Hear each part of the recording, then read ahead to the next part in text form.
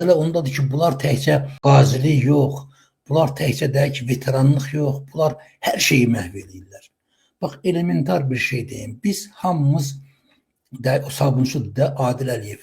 Adil Əliyevi mən şəxsən tanıyıram, dələdüzün biridir. Özü də Varovskdə 5 mərtəbəli bir ev tikdirib, gəl bax, ləzzət al.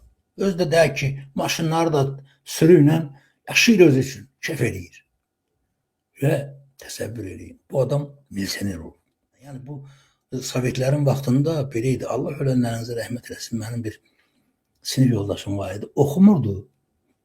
Müəllim deyirdi ki, eşşəyə oturan olacaqsan, niyə oxumursan? Deyirdi ki, mən Allahın milsioneri də ola bilməyəcəm, təsəvvür edin. Yəni əlindən heç nə gəlməyən aparırdı bir 5.000, 3.000 verirdi ki, olurdu serjant. Ondan sonra da adını yazdırırdı, deyək ki, Milis Akademiyasının Mərdəkana pulunu verirdi, qutarırdı, təsəvvür edin. Olurdu milsioner, deyək ki, ofisier olurdu da kişi, gəlirdi, polkovnika kimi yüksəlirdi. Yəni, baş işləmir, sadəcə olaraq buyruq quludu, yerinə yetirir əmrini, nə deyirlər, 2 qat artıqlaması ilə. Və bütün o bizim Azərbaycanda, məsələn, deyək ki, Heydər Əliyev cinayətlərini belə adamlar həyata keçiriblər. İndi baxın, bu lentə siz hamınız baxıbsınız. Mən o günü düzünü deyim ki, baxdım həmən bu bizim şəhid atasının bu paylaşımına. Özü təkcə həmən o torpağın deyək ki, satılması ilə bağlı, Adil Əliyevdən bağlı söhbət edir. Deyək ki, yəni baxdım, like elədim də, buraxdım da başını. Ondan o birisi gün baxdım ki, bu kişinin deyək ki, bir də çıxışını veriblər ki, o qələt edib, o səhv edib. Həmən bu şəhid atası. Gəlin ona baxaq.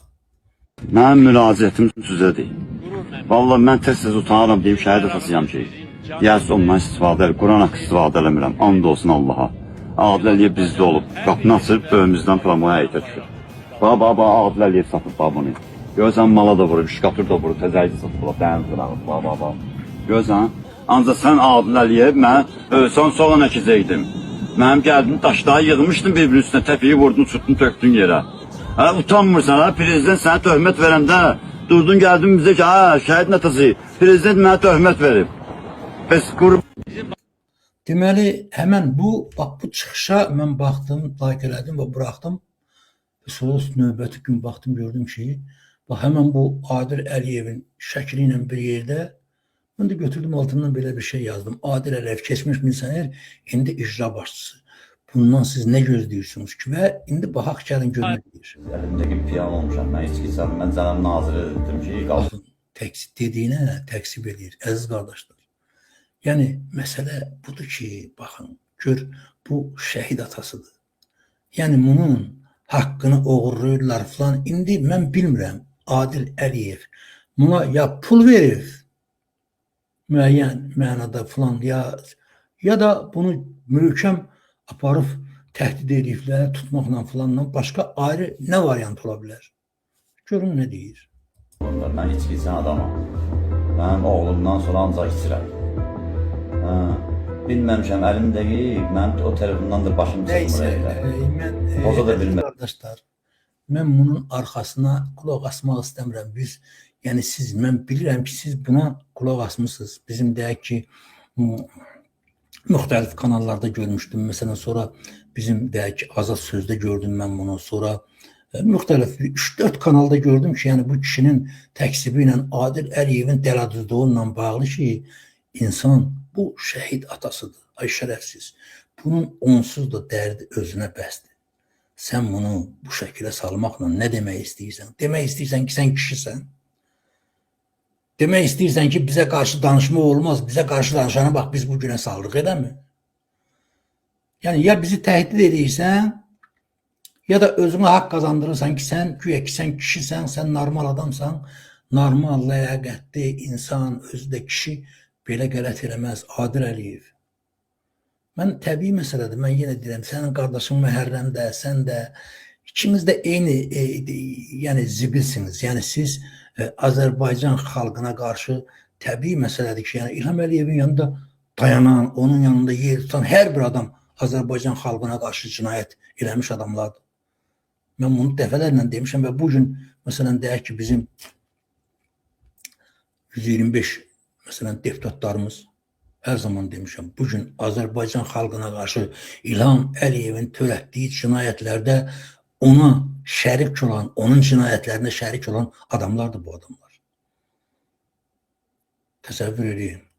Aygün adında bir fasiyə gəlir deyir ki, mənim oğlum İlham Əliyevin yanında işləyir. Deməli, İlham Əliyevin yanında işləyirsə, hökumət, dövlət, qanun filanza da öldü. İlham Əliyevin yanında işləyirsə, o haqlıdır, bu nə istəsə eləyə bilər. Burada ayrı nədən danışmaq olar? Burada dövlətçilikdən, deyək ki, xalqdan, millətdən. Mən inanın, bəzən fikirləşirəm ki, inanın dostlar, mən ermənilərdən də Sovetlər vaxtında yəni xeyli adamlar tanıyırdım. Yəni aralarında dostluq elədiyimiz adamlar da olub. Məsələn, erməni qızlarından da mənim tanışlarım olub ki, yəni münasibətdə olmuş, yəni yaxın dost olmuşuq. Məsələn, deyək ki, bunların, yəni bu ermənilərin, yəni bu şəkildə, yəni bu Azərbaycanın içində Azərbaycanın çörəyini yeyib və Azərbaycan xalqına, Azərbaycan millətinə qarşı belə şərəfsizlik eləmək özü də o oğla ki, vətənin, torpağın azadlığı uğrunda öz gözündən, öz sağlamlığından keçib. Və sən bunu onun başına qaxınc eləyirsən. Deyirsən ki, itirməyəydin. Yəni o icra başçılarından biri hardasa qadına mı demişdi ki, mənim nəyimə kimi sənin oğlum. Yəni budur. İlham Əliyev və Mehriban Əliyeva bunlar ölkədə həmən bu dəyərləri bugünə salıblar. Və bizi də məcbur edirlər ki, bu şeylərlə yaşayaq. Bu təhqirlərlə, bu şərəfsizlikdən, bu ləyaqətsizlikdən yaşayaq. Və biz də sakitcə başımızı aşağı salıb yaşayırıq dostlar.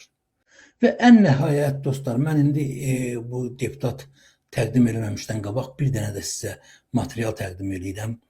Bu deməli o min bərəkət nə nemət deyilən kalbasa sasis məsələsi düzü qarşıma çıxdı. Sadəcə olaraq dedim bunu da sizlə bölüşüm və bizim Azərbaycanda yaşayan insanlar bilsinlər. Son günlər istehlakçılar tərəfindən. Deməli, bu Səidə Bəkir qızıdır, bilirsiniz. Bu, deməli, Səhliyalı firmadır da, deyəsəm o, halal nemət, min bərəkət, halal nemət, bu reklamlarda zat da gedir. Və bununla bağlı, deyək ki, pendirli sasislərin içərisində olan maye nədir? Mən də düzüm ona belə bir şey yazmışam. Azərbaycanda istehsal olunan kalbasa və sasislər yeyiləsi deyil. Bunu məyər bilmirsiniz? Məsələn, Allah rəhmət eləsin, Rasim Balayev reklam edirdi, Roska. Deyək ki, halaldan yeyir, halaldan qidalan halal kişilər. Halal Roska olmaz. Mən başa düşün. Və burada da təsəvvür edin. İndi siz sadəcə olaraq bu, deyək ki, bu tekstdə diqqətli olun. Görün, bu sasis və kalbasaların tərkibində olan məhsulları baxın və onların qiymətlərinə baxın və onları siz neçə alırsınız ona baxın. Bəzi istehlakçılar tərəfindən təbii ki, pendirli manqal üstü sosisi ilə bağlı sosial şəbəkələrdə paylaşım edilir və bu narahatçılıq yaradan paylaşımdır və bu paylaşımlarla bağlı olaraq Səhliyalı şirkəti məlumat yayıb. Məhsulun tərkibi isə belədir: mal əti, toyuq filesi, təbii süd, oğlaq pendiri, yumurta, kərə yağı, bitki yağı, nişasta, xörək duzu, natrium nitrit, kompleks qida əlavələri və qarışıq ədviyyat ekstraktı. Məhsulun tərkibindəki Holland pendirinin miqdarı 12% təşkil edir və nəzərə çatdırır ki, şirkət istehsal etdiyi bütün məhsullar Azərbaycanın qida təhlükəsizliyi agentliyi 12%. Deməli, Holland pendiri. Gəlin indi dostlar, bunun saydığı ət, toyuq, deyək ki, Holland pendiri, kərə yağı, nə bilim, orada istifadə olan məhsulların hədəsinin deyək ki, 50 qramdan hesab eləyək. Heç gərək yoxdur, deyək ki, ona və hesab eləyək. Bu hardasa gəlir 14-15 manata çıxır. İndi bu siz Səhliyalı sosisləri neçə alırsınız? İndi onu baxın, ona baxın, müqayisə eləyin. Ondan sonra özünüz bilərsiniz. İstəyirsiniz alın, istəyirsiniz almayın.